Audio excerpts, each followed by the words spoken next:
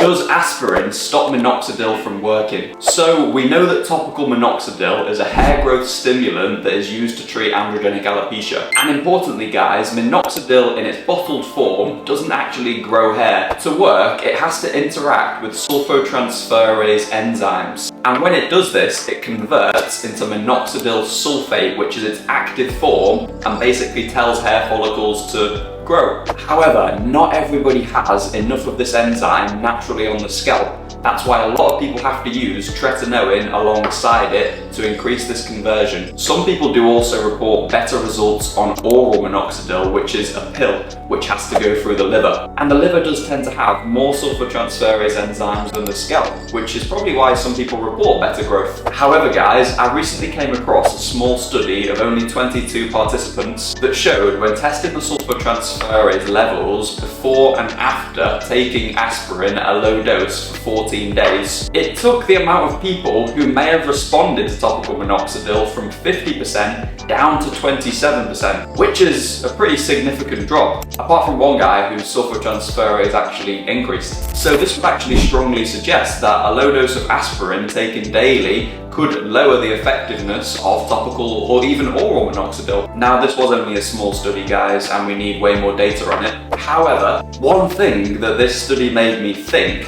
is that aspirin is chemically very similar to salicylic acid, BHA. It's just not acetylated. And this is something I use in my skincare routine pretty much every other day to keep my pores clear. Now, we don't have any research on this, but could it potentially make topical minoxidil less effective? Or perhaps could the exfoliating properties of salicylic acid make minoxidil more effective?